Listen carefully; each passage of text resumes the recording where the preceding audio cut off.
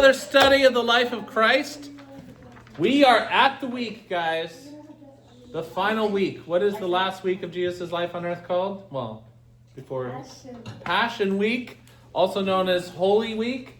I learned something today, guys. Where's my pen? I learned what Passion Week means. I thought it was just because he was super passionate. What do you think it means? Sorry, passion. Passion fruit. Not passion fruit. It actually refers more to suffering and his final week on earth and his struggle and the suffering that it led up to in Jesus' life. But this week of Jesus' life has a ton of Bible written on it. And I don't know why we're all trying to cover it in one day, but that's the plan. 8 chapters of the book of John. 1/3 of the book of John is focused on this week. 5 chapters of Matthew, I think like a quarter or a fifth of the book of Matthew is focused on this week. So there's a ton that happened. It's pretty cool because we can map out each day. So we're going to kind of do that with our study today, is map out Monday, the events of Monday, Tuesday, Wednesday, Thursday, and then that's as far as we're going to do today. We're going to the events of Friday will be next week. So first of all, Passion Week really starts with Sunday. What happened on Sunday before the resurrection? Palm Sunday. So Jesus, we looked at that last week. Jesus entered the city. Everyone hailed him as king. They were excited about him, praising him, saying, what key word were they saying? Hosanna, which means like, welcome Messiah. Like, you're the Messiah, you're the Savior. Praise God. And they were welcoming him in. Less than a week, they'll be shouting something very different. Crucify him. Crucify him. Now, are those the exact same people? Probably some of them, Yep. but definitely like the general sense of the crowd was welcome Messiah to kill this guy in less than a week. So we're going to look at the events of that week. Jesus is 33 years old now. Remember, he started his ministry when he was 30, and just over 3 years of ministry and 3-year anniversary. Well, he had a birthday, I guess. We don't know exactly when his birthday is. Not necessarily December 25. Probably not, actually, because the sheep were out in the fields. Not usually in the winter. I put it at springtime. Where we are in Bethany and Jerusalem, the Mount of Olives. So all very much very close to Jerusalem. Bethany is only a couple miles from Jerusalem, a couple miles walk, so that's where often he would stay with, who's his friends that live in Bethany? Lazarus, Mary, and Martha. His very good, close friends that live in Bethany.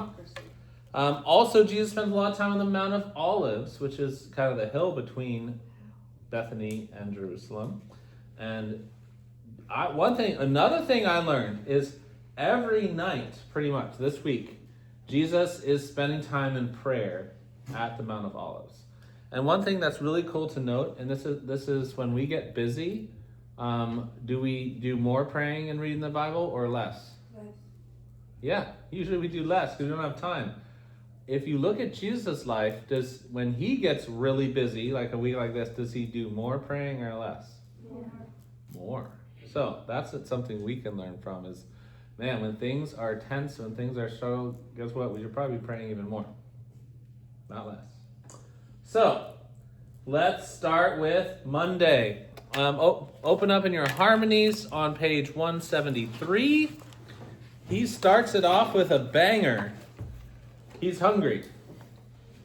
And he sees a tree, a fig tree. But guess what? There's no figs on the fig tree. 173 in the harmony. So we see this in Matthew 21 and Mark 11. The next day as they were leaving Bethany, like we said, where we stay, Jesus was hungry. Seeing in the distance a fig tree and leaf, he went to it to find out if it had any fruit. When he reached it, he found nothing but leaves. It was not the season yet for figs. So that's funny because it's like, it's not the season for faith. But Jesus curses it anyway. And we see later it withers and dies. May no one ever eat fruit from you again. And his disciples heard him say it. What were you reading out of Luke? That was Mark. Okay, I'm just gonna follow along. All right. Then Jesus enters the temple area. Okay? Some people, you might not realize that Jesus cleared the temple. How many times did he? Yeah, this is the second time. Some people think He does a lot of things in two. He did 2 sermons on the Mount. Well, He fed Did the, two he fed feed the, 5,000? 4,000 and 5,000. They're different groups of people. not that. So, at the beginning of Jesus' ministry, he clears the temple. He does it again in a very similar way. He says, my house will be a house of prayer, but you are making it a den of robbers. And so he once again drives out the people selling stuff. He overturns the tables. This is Mark. On reaching Jerusalem, Jesus entered the temple area, began driving out those who were buying and selling there. He overturned the tables of the money changers and benches of those selling doves, and would not allow anyone to carry merchandise through the temple courts. what was the reference on that one? Well, I was reading Mark Yeah, I'm just trying to follow. 11, Mark 11, okay. I don't have that up 15. there for some reason. and you have made it a den of robbers. Okay. So what this is setting up, do you think that the leaders were happy? Nope. Not happy, Bob. The chief priests and the teachers of the law heard this and began looking for a way to kill him, for they feared him, because the whole crowd was amazed at his teaching. So this is really the story of the week from the villain side, is they're trying to find a way to kill Jesus. But they have a big problem. What is the big problem? Everyone loves him. Yeah, everybody loves him. So they, more than, well, they're probably trying to get power for themselves, most of all. But more than trying to please God, the chief priests are trying to please the people and themselves. Hold on to power, and they're very afraid of the people's opinion. This is a common problem we all have. It's called the fear of man over the fear of God. Whose opinion do you care about more? And we can all say, oh, God, of course. But who do you think about more, like what people think of you? You think about what God thinks of you or what people think of you? Like if I say that, if I do that, if I wear that, you're thinking about what people will think of you more often than not. And so the teachers of the law, the Jewish ruling class definitely have this problem. Not doing what God would want us to do, but what people would want to do, and we have the same problem. So, this is the setup for the week. All week, they're, because of Palm Sunday, all the crowds are with Jesus, and they're excited. The Jewish leaders are like, what are we going to do? We can't kill this guy. Everyone's a fan. And they're what are they mainly worried about? Losing. People being mad. Well, what are they worried about losing for themselves? Their power, their influence, right? Because they're like, everyone's gonna go to Jesus for their religion and not us. Like right now, we can tell the people what to do, but we're gonna lose it. Who handled that well though when people left following him to Ooh. John the Baptist. Yes, John the Baptist. yes, he handled We have that to be well like John, not like the Pharisees. because He must increase and I must decrease. John cared what God thought about him more than what people thought. And of he him. was actively seeking the Messiah. Yeah. Like, are these Pharisees really hoping the Messiah comes? They kind of are, but they want a Messiah that they discovered, and they want a Messiah that will do what they They want. want to be the source. And of kill it. Jesus They is want- not. They want to control it and guide it. Yeah. He's just made out of clay. Or what was it? The stretchy Jesus? Oh, Oh, yeah. Stretchy Gumby Jesus. Jesus? Gumby Jesus. Yeah, they want a Messiah that says what they want to say, and And it's who they thought it would be. yeah, Jesus was not the type of Messiah they were expecting. So they're all they see is negative repercussions for their success in Jesus. And they're kind of ops. They're against each other, and they're arguing, and they're having challenges, and Jesus keeps showing them up. So, clearing the temple, what a banger way to start the week by going crazy at church. It would have been disruptive. It would have been quite a scene once again. and definitely made the Pharisees I mean, even it madder. doesn't really start the week. Sunday starts the week. Okay. Well, our week, we're starting Monday. Okay. Um, I'm just So- next day, Jesus, there's a lot of teaching on Jesus confronting the hypocrisy of the religious leaders.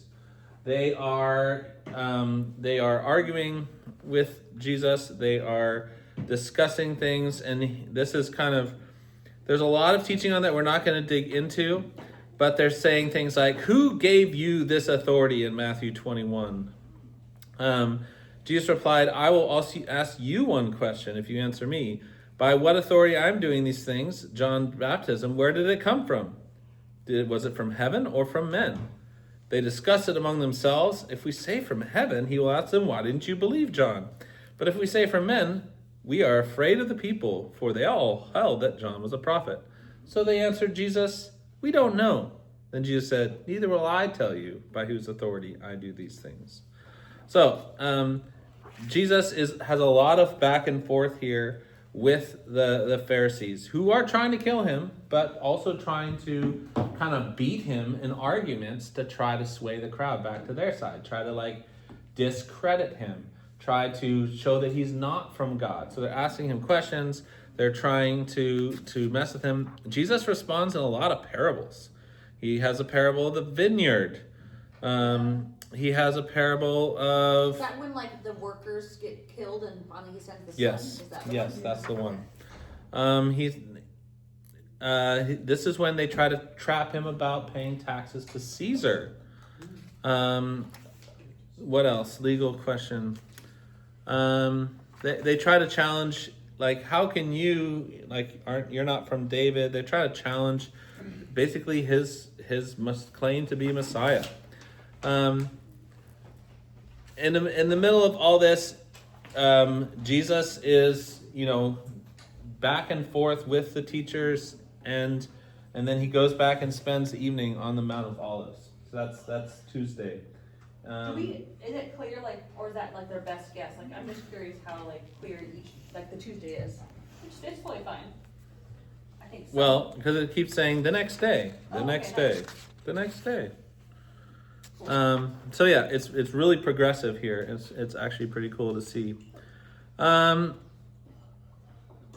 the temple to the Mount of Olives. So I'm kind of skipping because, like I said, there's a ton of material. Now go to page 195.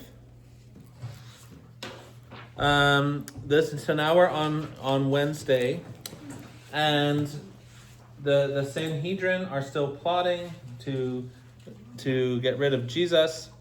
On Wednesday also, he's teaching at the temple again. So this has been basically most of the days this week. He goes to the temple. He goes then to the evening to pray at the Mount of Olives, and he spends the night in Bethany. Kind of rinse and repeat the cycle. He goes back to the temple again, and it says, "Now the feast of unleavened bread, called the Passover, was approaching." So this is the setting is, it's a very busy week in Jerusalem because so many people come, and so many people are from all the surrounding areas coming to Jerusalem to celebrate the biggest feast of the year. So the town is hopping, the town is super busy. So when Jesus there's crowds in these discussions with the religious leaders, and people are listening. So it's a really important time. Yes, Henry? Oh, you? I was doing weird. Okay. I Oh. was singing more out So this is prime time. The religious leaders are trying to get things done. Jesus has quite a crowd. Remember, Jesus has not spent time like this in Jerusalem. This is a pretty intense time, and that's why so much teaching is written down, and because the crowds were large, and it was center stage. Where did Jesus that was mostly going on. spend his time? What region? Over his whole ministry? Yeah, I'm just curious. Jerusalem. I'm asking the Galilee. question. I'm guessing. Galilee. Galilee. So he's spent, a few years in the Galilee region. And then most recently, he's been in the wilderness out by the Jordan, by Jericho. And so this is a time that he is like intensely spending in Jerusalem, teaching every day, very publicly. And why did Jesus avoid Jerusalem Because- over those years? It's very dangerous. It wasn't time. Because Yeah, both. all this confrontation, all this attention would get Jesus killed. Yeah. So now he's finally doing it. He's finally there because he's stirring the pot and they're gonna kill him. I mean, he's jumping into the stirred pot. All right, yeah, he definitely is. It says again, this is Luke 22:2. The chief priests and the teachers of the law were looking for some ways to get rid of Jesus, for they were afraid of the people. In Mark it says, but the chief priests and teachers of the law were looking for some sly way to arrest Jesus and kill him. But not during the feast, they said, or the people may riot. So this is what they're like. If it wasn't for the people's being on his side, they would just do it quietly, take him out. But they have a problem. So now, while Jesus was in Bethany at the house of a man known as Simon the leper. Okay, so not Lazarus's house, but Simon the leper's house. So dinner at Simon the leper. A woman came to him with an alabaster jar, also known as, Matthew doesn't say who it is, but John does. Look at your, what does it say? Who is the lady? Mary. I'm on page 196 in the Harmony. If you want to know John's reference, John 12:2. Mary, it's Mary. So this is Mary of Mary, Martha, Lazarus. She took about a pint of pure nard, an expensive perfume, and poured it on Jesus' feet and wiped it with her hair. And the house was filled with the fragrance of the perfume. Okay? So what is this signifying? Why did she do this, you think? Why did Mary do this? This is expensive. This is like $50,000 worth of perfume. Like you're supposed to use it in little doses. And she just broke the whole jar. Make him smell good for a couple weeks. Yeah, he's worthy of it. That's good. She just loves him and like is pouring, like giving him her Perfume is not worthy everything. of Like that's significant. All right, look at this. John 12:4. Who disapproved of this? Judas. Yes. One of his disciples, Judas Iscariot, who would later to betray him, spoiler alert, objected. Why wasn't this perfume sold and the money given to the poor? It's worth about a year's wages. So a year's wages is about how much money you can make in a year. You know, $50,000 to $100,000. Dang. Maybe he's exaggerating a little bit, but very valuable. He did not say this because he cared about the poor, but because he was a thief. As keeper of the money bag, he used it himself to help. He used to help himself to what was put into it. So we get to see this. Guess who carried the money for Jesus and the disciples the whole time? Judas. Guess who pocketed Wait a money? second. It would be Don't him. He would the take the chosen money doesn't and the depict kids that. will come. Yeah, it does. It does It does? actually. Yeah. Okay. Because Matthew's like, I don't want anything to do with money. I was about That's to how say, they she's showed not him the being chosen. It's like Matthew he's the tax collector. He should do. He's like, I've got a problem with money. I'm gonna stay away from money. Judas is like, I'm good with numbers, but ends up that he's got his hand in the money bag, right? Yeah. And so all this time, Judas has been like, he's carrying the money, so he buys himself whatever he wants, you know. And so he's like, cool, there'd be a bunch of money in the money bag, and I could take some more without getting caught. So he tries to throw shade at Mary and tries to discredit what she's doing. Leave her alone, Jesus replied. It was intended that she should save this perfume for the day of my burial. You will always have the poor among you, but you will not always have me. So Jesus supports what Mary did and says, you also realize that all this is happening leading up to his death. How do you think Jesus feels this week? Like we call it this Passion Week, but it's like suffering week. Yeah, I think he's on edge. He's probably like, has anxiety about what's coming. We're going to see a culmination of that. But I think this is a really hard week for Jesus. And so much is happening. And I think because of what he knows that it's near the end and it's been hard. And so this was a really really a sign of love that I think he really appreciated from Mary, which is really cool. But Oh yeah, even people don't Mark. understand it, and he's like No one understood it really. Look at this. I tell you the truth, wherever the gospel is preached throughout the world, what she has done will also be told in memory of her. So, Luke says, Luke 22:3 says, this is easier if you're following along the harmony, 196. Then Satan entered Judas, called Iscariot, one of the 12. And Judas went to the chief priests and the officers of the temple guard and discussed with him how he might betray Jesus. So, what has happened in Judas? We saw this. He was upset with Mary. And then what happened? Satan entered him. So, I think what's interesting is I think there was a turn in Judas' heart. There's already sin in Judas' heart. And then he had this change of attitude towards Mary, and it opened the door even more for Satan to enter him and really take control of him. But Satan capitalized on Judas's being upset with Jesus, and finally Judas decided, you know what? This is not the Messiah we're looking for. I want him dead. Can you believe, Judas has followed Jesus around, been one of the 12 chosen disciples. He's been so close to Jesus, but does not believe in him, does not believe he's the Messiah, does not believe he's from God. How do you even do that? Or doesn't care and wants him down. I don't know, just join to their side.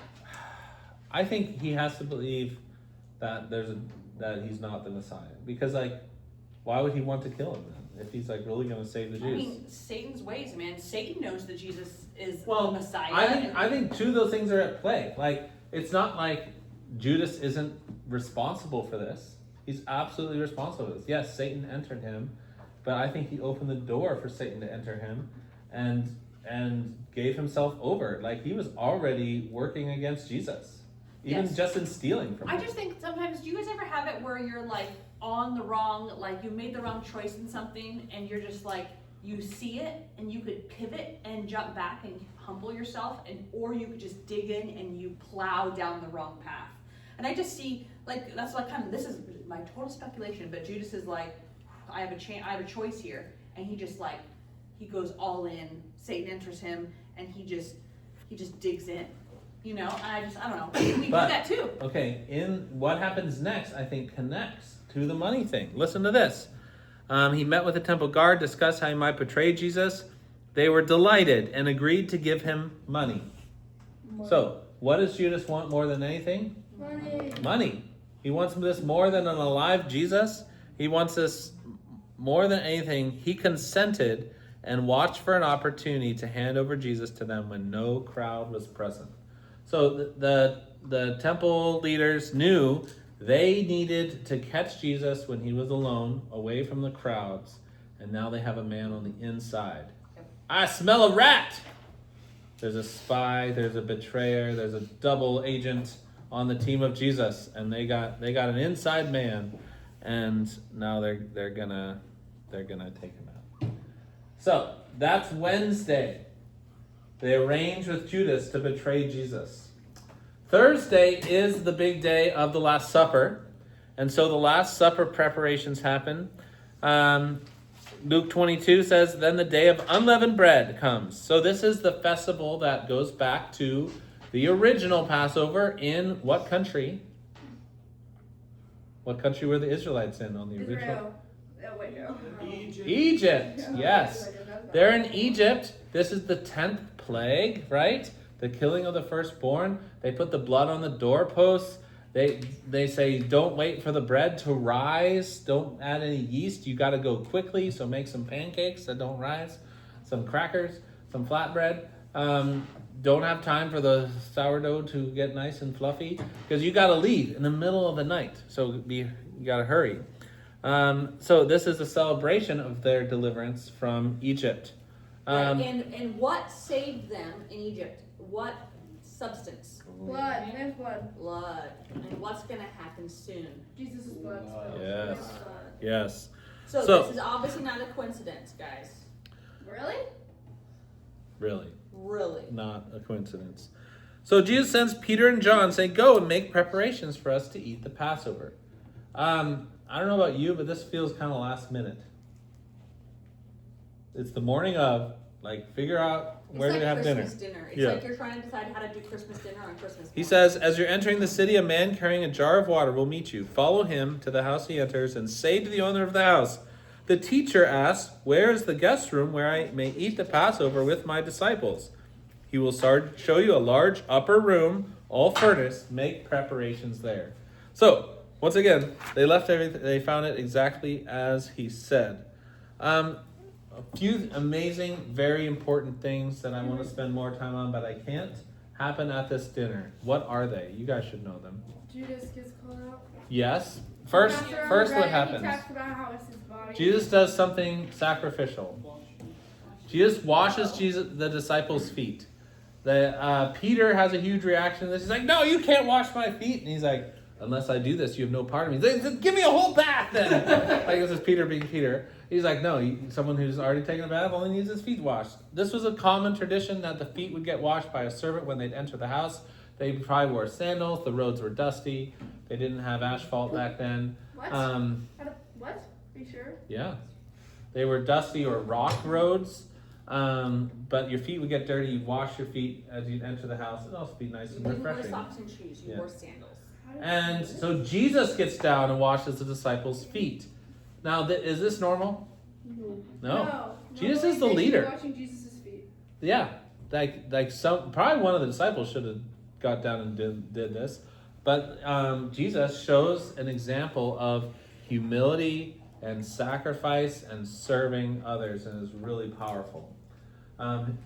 Then, yes, you're right. Jesus identifies Judas as a betrayer. He says, "One of you will betray me." And it's while he's doing what that this happens? What's Reclining happening? at the table, they're eating. Doesn't he do? He breaks the bread and he has some No, wine. he does this first. Judas doesn't have communion.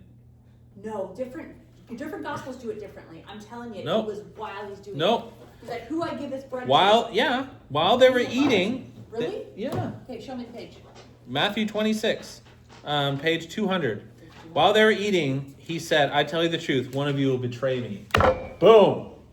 He's sitting around with his 12. This doesn't- One of you will betray me. Like, what? All the disciples are like, what? They began. In John, it does it differently.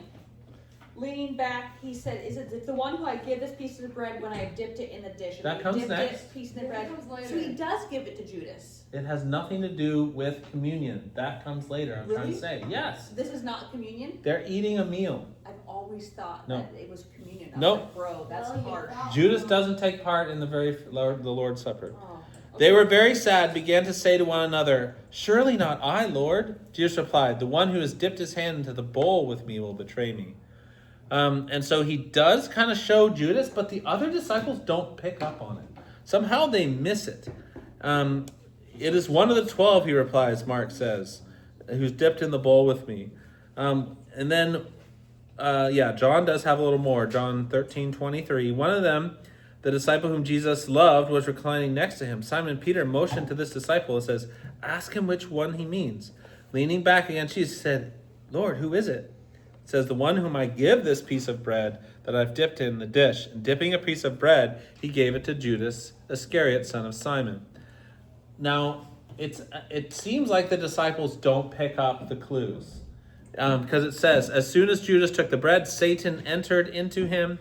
What you are about to do quickly," Jesus told him. But no one at the meal understood why Jesus said this to him. Since Judas had charge of the money, some thought that Jesus was telling him to buy what was needed for the feast or to give something to the poor. As soon as Judas had taken the bread, he went out, and it was night. Where does Judas go?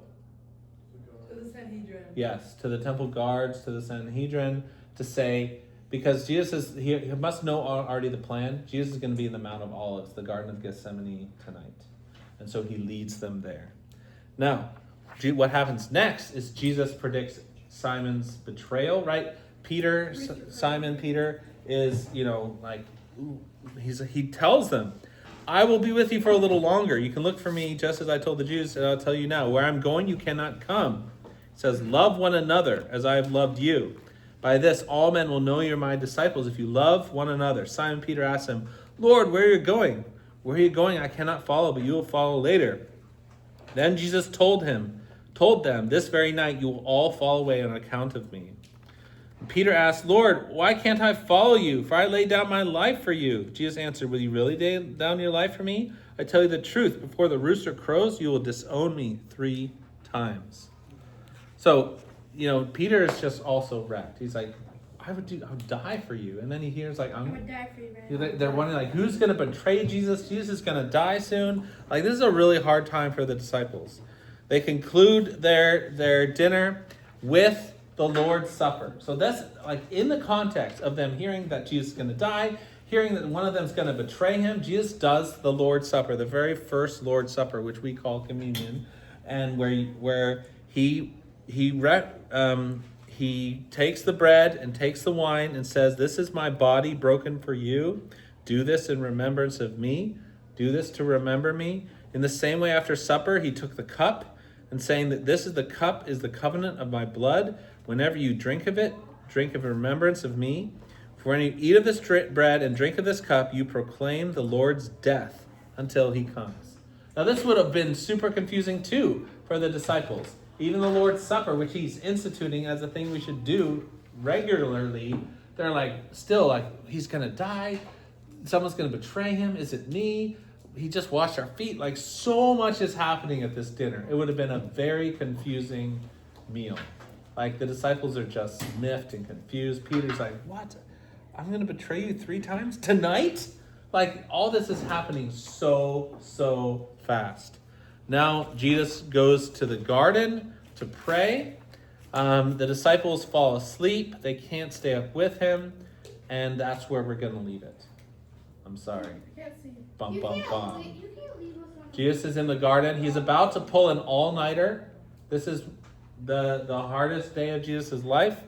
But it happens. Jesus is arrested in the cover of darkness because, why again? Why does this happen at night, away from the crowds? Because the crowds would react. Yeah.